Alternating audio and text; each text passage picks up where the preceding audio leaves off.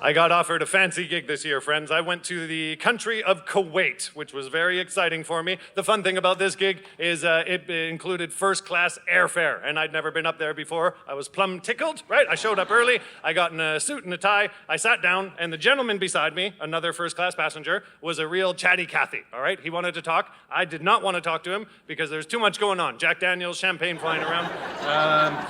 So I don't know if you do this, but as comedians, when we don't want to talk to somebody and they ask us what we do for a living, we will lie about our career, all right? Because comedian, it brings up a lot of follow-up questions, like, oh my God, do I know you from TV? Do you know Jerry Seinfeld? Can we be friends? So I was in the moment and dressed up, and it just fell out of my mouth. I said, I'm a doctor of medicine, and I'm on my way to Kuwait to be a keynote speaker in a conference. If you wouldn't mind, I have some work to do, all right? And it worked. He never talked to me again. Now, 4 hours into the flight, there was a horrible announcement on the plane, okay?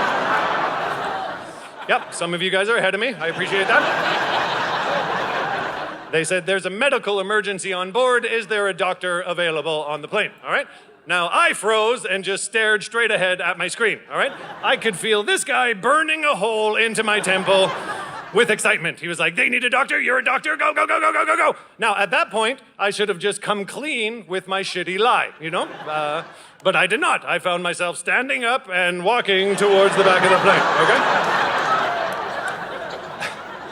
Now, my plan was, I'm just gonna go to the bathroom and wait there for 20 minutes, and hopefully he fucking dies, was the plan. But you guys have to understand, as I was walking back to the plane, I could see the faces of the passengers looking up at me. It was amazing. They had wonderment in their eyes, you know? They were like, oh, here comes the doctor from first class, dressed up in a suit to save the day. And my shoulders grew higher, and my confidence grew, and I don't know how to explain this, but within that walk, I fucking became a doctor. I was a doctor, okay? Now, I got to the back of the plane, to the galley. The patient was laying in the galley. What was going on? They had a hemorrhaging nosebleed. It seemed like pints of blood coming out of there. I knew I was out of my league immediately, because when I saw the blood, I went, ah! But I've always seen on TV that the doctor gets very close to the patient, right? So I knelt down, and I just had to have an honest moment with him. I was like, listen, pal, we're in a bit of a pickle, you and I. I'm not a doctor, I'm a comedian caught in a shitty lie. And his response was, oh, do you know Jerry Seinfeld?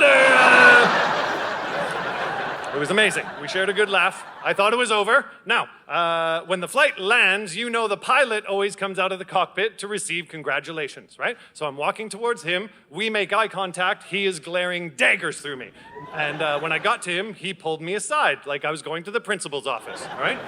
He said, young man, I'm still trying to decide if I'm going to alert the authorities or not, all right? I'm not going to do that to you. We are in Kuwait, but you put a man's life in danger today. You're a comedian. You may think that's funny, but I think you're a fucking asshole.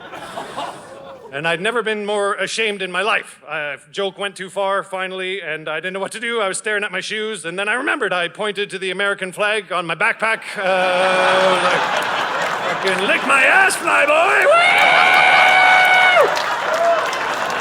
Oh, Vancouver, I love you guys. You're so much fun. Thank you very much for supporting us. We'll see you again. Cheers.